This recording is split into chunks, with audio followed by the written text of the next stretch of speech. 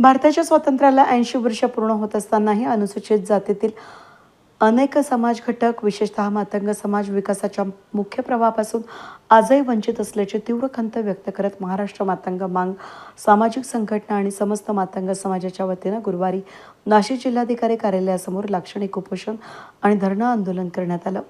सामाजिक, शैक्षणिक, आर्थिक आणि प्रशासकीय क्षेत्रामध्ये मातंग समाज आजही उपेक्षा आणि दुर्लक्षाचा सामना करत असल्याचा आरोप आंदोलनकर्त्यांनी केला। समाजातील अनेक महिलांना आजही स्मशानभूमीमध्ये जाऊन प्रेताच्या राखेतून धातू शोधणे, टाकाऊ वस्तू गोळा करणे, नैवेद्य आणि इतर साहित्य विकून उदरनिर्वाह करावा लागत असल्याची विदारक परिस्थिती आंदोलनादरम्यान मांडण्यात आली।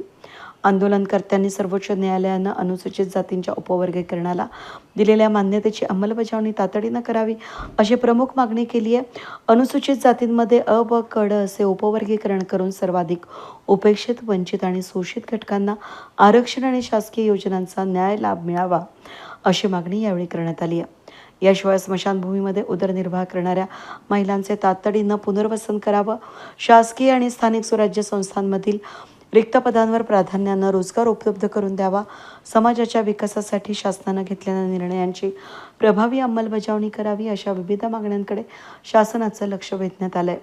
देश प्रगतीची नवी शिखरं गाठत असताना समाजातील काही घटक अजूनही मूलभूत मानवी सन्मानासाठी संघर्ष करत आहेत। ही गोष्ट चिंताजनक असून सामाजिक न्यायाची संकल्पना प्रत्यक्षात उतरवायची असेल तर सर्वाधिक वंचित घटकांपर्यंत विकास पोहोचला पाहिजे। ही भूमिका महाराष्ट्र मातंग मान सामाजिक संघटनेचे संस्थापक अध्यक्ष कांबळे यांनी मांडली। महाराष्ट्र मातंग मान सामाजिक संघटना व नाशिक जिल्ह्यातील समस्त मातंग समाजाच्या वतीने आज लाक्षणिक उपोषण व धरणेचा कार्यक्रम आम्ही महिला मोठ्या संख्येने केला। यामध्ये प्रामुख्याने पहिला विषय होता की सुप्रीम कोर्टाने दिलेल्या आदेशानुसार सन्माननीय राज्य शासनाने तातडीने अ व क ड वर्गीकरण करावं।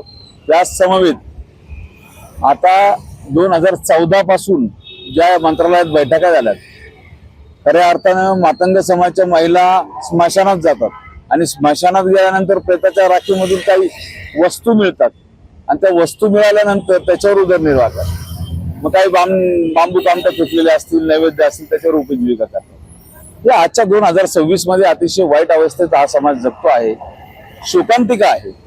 2014 मध्ये ही सगळी भूमिका माननीय तत्कालीन उपमुख्य आपले पालकमंत्री महोदय सन्माननीय भुजबळ साहेब यांनी तातडीने बैठक बोलवली मंत्रालयात, त्याचे निर्देश जारी केले।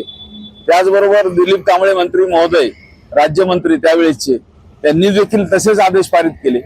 परंतु प्रशासनाने पाहिजे तशी दखल घेतली गेली नसल्यामुळे या महिला पुनश्च त्याच याच्यामध्ये तशाच अवस्थेत जगत आहे। काही महिला आमोशा मागतायत, काही कचरा व्यस्त आहेत। अतिशय विदारक चित्र आहे, हे शोकांतिक आहे। यांची मुलं सुद्धा शाळेत शिकत नाहीत, हे फार विदारक चित्र आहे। मोठा मातंगवाडा आहे, द्वारकाचा भद्रकाली मातंगवाडा आहे, शहरातले अनेक मातंगवाडे आहेत, त्यामध्ये विखुरलेल्या महिला आहेत। यांचं पुनर्वसन करावं या संदर्भात निर्देश दिलेले असताना अजून पुनर्वसन झालं नाही। नाशिक महानगरपालिकेमध्ये 2000 जागा रिक्त आहे असं 2014 ला सांगितलं गेलं होतं, परंतु 2014-15 मध्ये, परंतु त्यावरही या महिलांना सिंहस्थ कुंभमेळ्यात सामावून घ्यावं असं ठरलं होतं, परंतु त्यावेळी सामावून घेतो नाही। आता दुसरा सिंहस्थ कुंभमेळा आलेला आहे। मग या सगळ्या महिलांचा अंत संपलेला आहे। किती दिवस जनावरांपेक्षा खालचं जीवन जगायचं या महिलांनी? कमीत कमी सामान्य नागरिकाच्या प्रवाहात आणलं पाहिजे। डॉक्टर बाबासाहेब आंबेडकरांनी ही जी लढाई लढली ती सामान्य जनतेला सामान्यप्रमाणे वागण्यात आलं पाहिजे, तर तीच लढाई आज आम्हाला लढावी लागते आहे।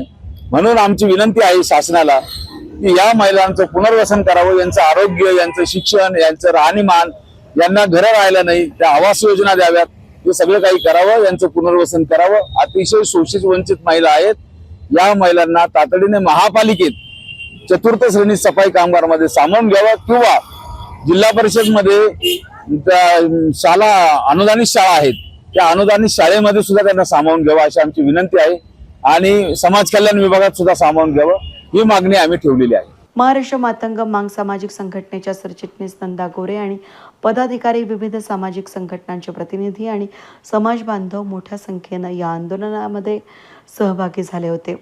आंदोलनानुसार शासनानं तातडीनं सकारात्मक निर्णय घेऊन मातंग समाजाच्या न्याय मागण्या पूर्ण कराव्यात अशी मागणी करण्यात आली आहे. वेद न्यूजसाठी प्रतिनिधी कमलाकर तिवडे, नाशिक.